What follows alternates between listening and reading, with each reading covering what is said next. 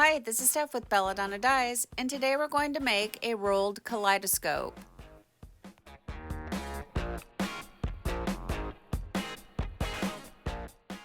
For this project, you want to start by centering your shirt.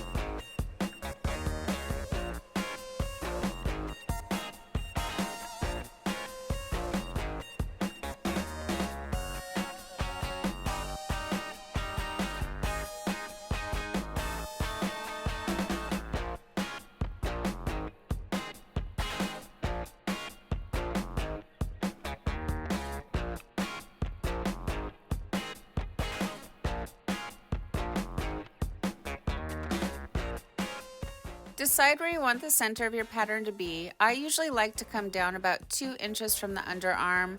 I think if you go down too low, it sits right on top of the belly button, and that just doesn't look very good.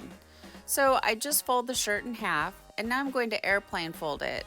So I'm going to fold it down twice, and I hold on to the center of it when I do that.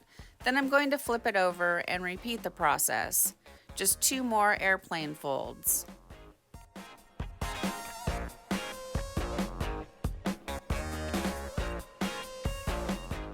If you've done it correctly, you'll have multiple folds on one side and just 2 on the other. Now, it was suggested to me by Amanda that I should try a rolled kaleidoscope because it creates pretty cool effect. So I thought, well, I'll just give that a try. I'm not sure if this is what you meant by roll it, Amanda, but so I just rolled it up. Maybe you meant roll it flat along the table. I don't know. Super simple so far. Now I've got these flaps of extra fabric, like that's the bottom of the shirt and the sleeve. I didn't know what to do with them, so I just folded them over and I'm gonna rubber band it in. And I'm using my second favorite rubber bands to secure the project. They're the perfect size. And I do have links for them down below in the description box along with everything else that I use, so go ahead and check that out. For the dye setup, I'm using my over-the-sink strainer and a container from the dollar store, and I checked for cracks, and I rolled it up in some foil so it's nice and tall. The silicone cake molds aren't tall enough, and I'm using the dye over ice technique. Now with the over-the-sink strainer, you could just fill the whole strainer up with ice, but that doesn't really make sense for the dye over ice method. It's just a waste of ice. And for the dye, I'm using Dharma's special order dyes. And if you want to get some of those, go over to Facebook, Tie-Dye Supplies Marketplace.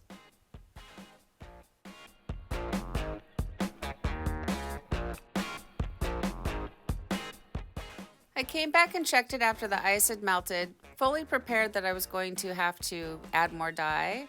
And it was very interesting. All of the darkness ended up at the bottom of the shirt. And I felt like, I don't know, I've never done this before, so I'm just gonna leave it alone and see what happens. So I just used my fingers to really work the dye in just to make sure it was saturated. And then I let it batch for the full 48 hours. But it is recommended that you let it batch for at least 24 hours at 70 degrees or higher after the ice melts. Now it's time for the rinse out. You want to start by using cold water to rinse away any soda ash that might still be reacting within the fabric, and then increase your water up to hot and rinse until the water runs basically clear. You're using the hot water to remove any unbonded dye. From here, I take it to the washing machine, and I like to do a hot water cycle using Kirillon. Kirillon is a professional textile detergent. And then I like to do a final hot water cycle using Millsoft. And Millsoft is a professional fabric softener.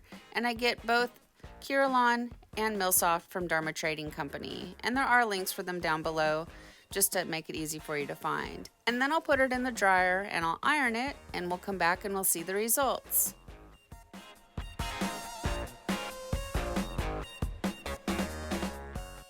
Well, here it is, guys. Here's our rolled kaleidoscope after it's been washed and dried, and I think it turned out really pretty. I definitely love these colors. This is one of those Bella Canvas heirloom jersey shirts. So right here, I just wanted to show you, so my traditional way of doing it is on the right, and then today's shirt is the rolled method. And I think I prefer my traditional way of doing it. And I have many tutorials on the Kaleidoscope if you want to go check those out. With today's method, you definitely see the 8 points more clear, like the straight lines. And then the way that I usually do it gives it more of that kind of kaleidoscope look. And when I make these, that's what I'm going for. I definitely don't like these heirloom jersey shirts. I just don't feel like they have the vibrancy that I'm used to. And so when I get through the stacks that I have, I'm never going to get them again. It's a really nice shirt. It's lightweight, it's soft, it's stretchy, but I just don't think it's the very best for dyeing. You know, unless you like the more pastel colors. And I don't. If I'm going to go through all the hassle of, it's not a hassle, but if I'm going to go through all the work of creating tie-dye, I want it to like slap you in the face with color. So overall, I think the shirt is really beautiful. And it was quick and easy to make. So what do you guys think? Please leave me some comments down below.